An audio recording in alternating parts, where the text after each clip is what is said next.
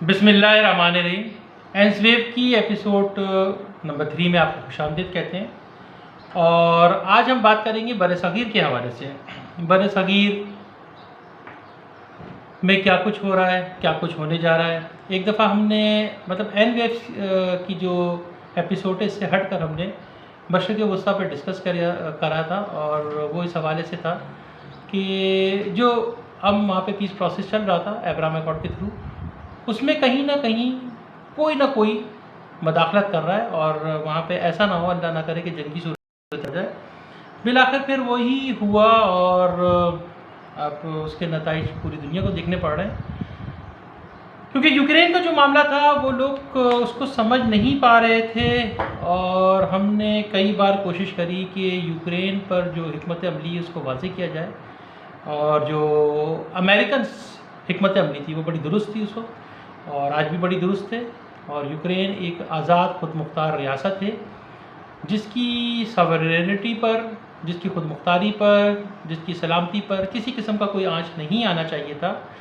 और हम तब भी रूस से ये कह रहे थे कि ये ऑर्थोडॉक्स और कैथोलिक वाला मामला ना करें, इसमें बड़े मसाइल हो जाएंगे। लेकिन बहरहाल अब क्योंकि हैपनिंग हो चुकी है, और मैं अभी भी ये कहूँगा कि दुनिया इस चीज़ को समझे कि यूक्रेन का जो मामला है उसका भी बहुत जल्द हल तलाश कर लेना चाहिए। वहाँ पे जंगबंदी होनी चाहिए, और रूस को भी यहाँ से निकलना चाहिए, और किसी की आज़ाद खुद मुख्तार रियासत पर जबरी कब्ज़ा जो है करना आलमी कवानीन की भी खिलाफ वर्जी है, और वैसे भी इंसानियत की खिलाफ वर्जी है।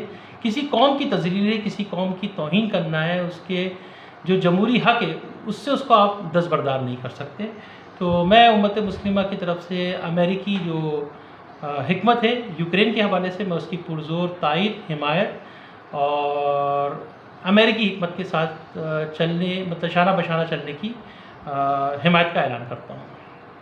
आ जाइए बरसगीर पर। कल बात हो रही थी कि अफ़गानिस्तान में इस वक्त सारी इन्वेस्टमेंट जो है वो इंडिया की लगी है। अच्छा, क्योंकि इंडिया ने वार अगेंस्ट टेररिज्म में दो चीज़ें बड़ी ज़बरदस्ती की।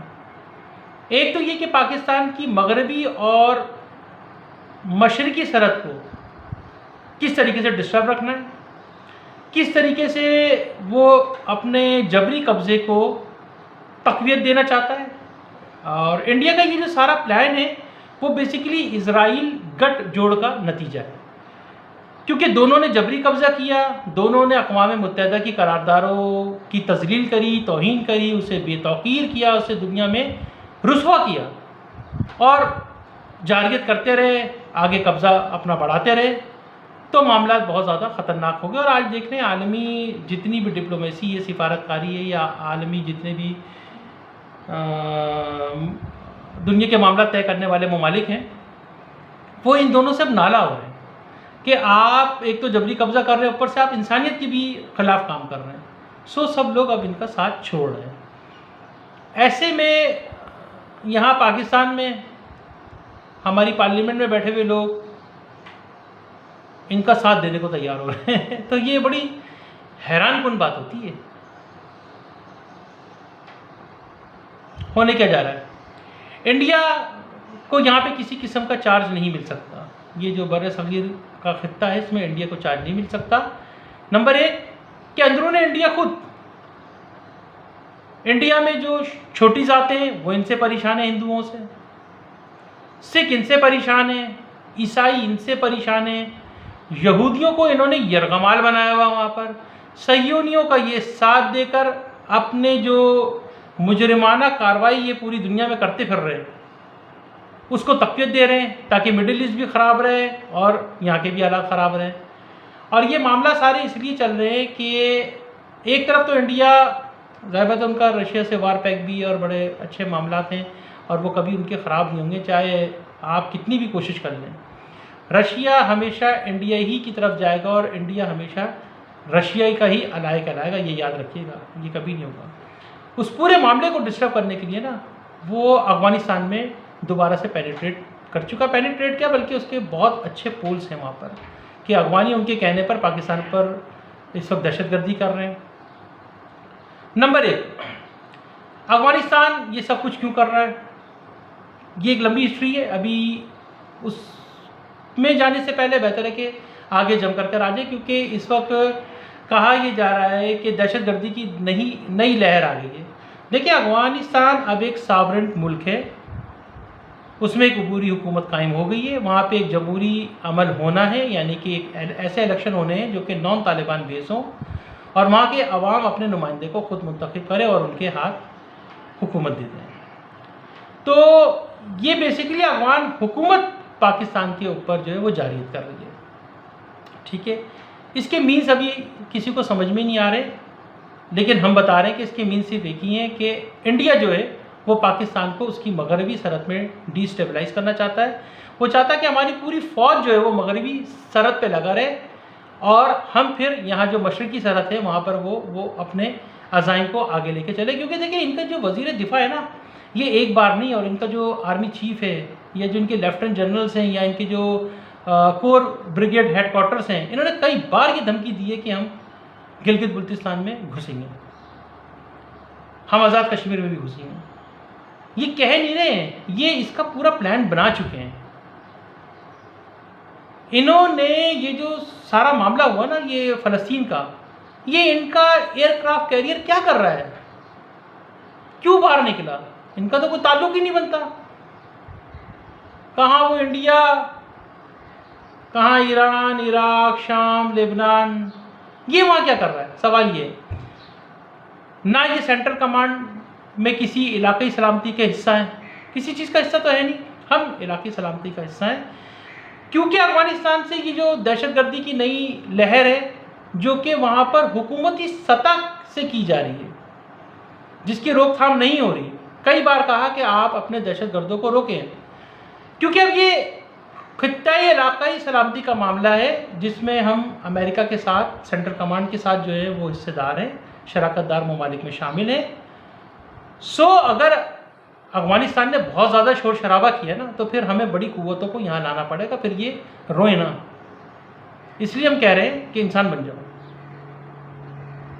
और मैं वज़ीर ख़ारजा साहब से गुजारिश करूँगा जो नए बने वो अफ़गानिस्तान जाएँ, दौरे पे जाएँ और कोई लंबा दौरा करें, उन्हें बताएं कि भाई हम भी मुसलमान हैं, तुम भी मुसलमान हो, हमारे आपस के तो इत्तेहाद के मामला ही बिल्कुल अलग हैं। शरीयत नाफिज़ करना, अपने मुल्क में शरीयत नाफिज़ करो, जो कि दीन का रास्ता उसको तयन करो, औरतों के मसावी हुकूक दो, उनको पढ़ने लिखने कारोबार हर चीज़ की इजाज़त दो, एक तरीक़ेकार यानी एक मजहबी तरीक़ेकार हो, उनका ओढ़ना बिछोना एक तरीक़ेकार हो। ये ना कि उनके मुँह पे मफलर बांध दिया, नाक में सांस ली जा रही है और बेचारी घुटन से मर जा रही है, ये सब ना करो। इस्लाम इतना भी सख्त नहीं है, ठीक है। हर चीज़ में मयाना रवि इख्तियार की जाती है, आप तशद्दुद पे आ जाते हो, यही चीज़ आपको दुनिया में तन्हा कर देती है। आप तन्हा नहीं चलो, सबके साथ मिलके चलो, अपने मजहबी अकायद को भी मनवाओ, लेकिन वो सऊदी अरब भी नहीं बन जाओ कि नीम बराना औरत को नाउज़ुबिल्लाह, मतलब कितना बड़ा इन लोग ने जुर्म किया है कि वो कलमा तैयबा के सामने जो है वो उन्होंने झंडे के सामने उसको खड़ा कर दिया।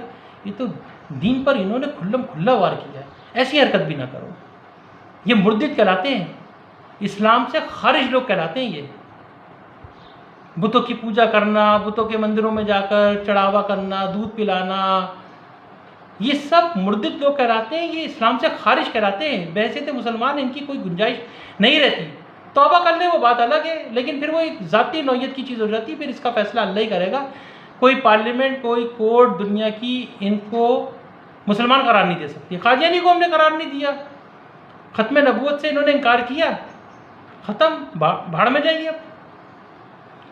तो ये बहुत सारी चीज़ें, अच्छा बहरहाल वो चैप्टर क्लोज, बाज़ दफ़ा बातें इधर उधर निकल जाती हैं। अब मामला ये है कि इंडिया यहाँ पे स्टेक होल्डर नहीं बन सकता बारसागीर में, किसी किस्म का नहीं। ये कोई यहाँ पे जोग्राफिया फैसला करने के लिए नहीं बैठा, ना ये कोई यहाँ का बादशाह वक्त है जिसके हम सामने सरेंडर करें।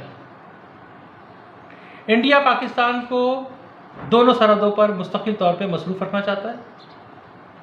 हमें इन हालात में जाने से पहले अपने आप को मैच्योर करना है। ये इंडिया का अलाव रखना अब आप लोग ख़त्म कर दीजिए। रिस्क का वादा अल्लाह का, रिस्क अल्लाह देगा। चाइना से आपकी शराकतदारी है कारोबारी, आप रशिया तक पहुंच गए, वहाँ से फिर आप क्या लेकर आ रहे, क्या सिफारतकारी कर रहे थे? वो गंदम लेने गए थे बस, वो वहाँ पे अज़रबैजान गए, चावल बेचकर और चावल लेकर आ गए, जागीरदारों ने अपना कमा लिया, सरमाएदारों ने अपना कमा लिया। कौम को क्या मिला? कौम को उससे ज़्यादा महंगा चावल मिला है। ये आपकी डीलिंग थी, आम बेचकर आ गए। मतलब सहाबों के कारोबार को बेचकर आ जाना, उनको दे देना, या अपने कारोबार को बेचकर आ जाना, उससे कमा लेना, इसमें कौम और मुल्क की भलाई कहाँ है? असल सवाल ये कौम और मुल्क की भलाई सवाल है। कल एक साहब ने कहा कि आपने वो छोटी सी डायग्राम पेश करी थी उसकी इकोनॉमी की, तो देखिए भाई इकोनॉमी बड़ा आसान सा चैप्टर है, कोई इतना बड़ा नहीं है। ये हर मुल्क का रिजर्वायर होता है जिसको कम से कम भी 90% तक भरा जाता है, और ये जो होता है ये इसको कहते हैं लिक्विडिटी का फ्लो। ठीक है, इस फ्लो के लिए हमेशा एक अपर टैंक बनाया जाता है, बड़ा इजी है, ये बहुत इजी है, मैं अभी बहुत सारे मामले में जाता। और यहाँ से ग्राउंड रूट्स पर जो है, यानी कि ये जो आपका ग्राउंड रूट्स है, यानी कि आवाम, इस पर यकसा जो है ना वो इसको डिस्ट्रीब्यूट किया जाता है। होता ये है कि ये करते क्या है, ये सारी जो लिक्विडिटी है यहां पर ये बना देते पब्लिक प्राइवेट पार्टनर, और यहाँ पे सियासतदान, ब्यूरोक्रेट्स के रिश्तेदार, सरकारी एहलों के रिश्तेदार घुस जाते हैं और वो यहाँ से कौमी खजाने को चूस लेते हैं। ये चीज़ भी नीचे आ जाता, वॉल्यूम यहाँ आ जाता। जब यहाँ आते तो कहते हैं जी हम रिसेशन में आ गए हैं और हमारा तो खसारे में हम जा रहे हैं। जब ये यहीं पर नहीं होगा तो ये सारा ऊपर वाला टैंक कैसे भरेगा?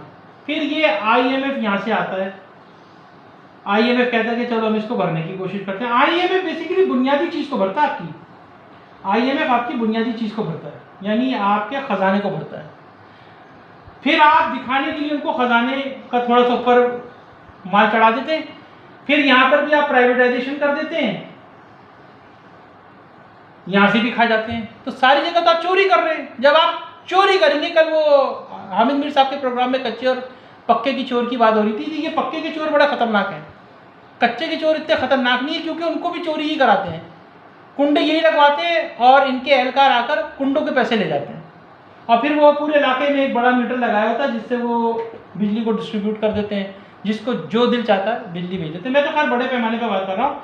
याद रखिएगा PIA पाकिस्तान का कौमी इदारा है। दुनिया में हर रियासत अपनी कौमी इदारे में जो है वो जान डालती है ताकि मुल्क को फलाई बनाया जा सके।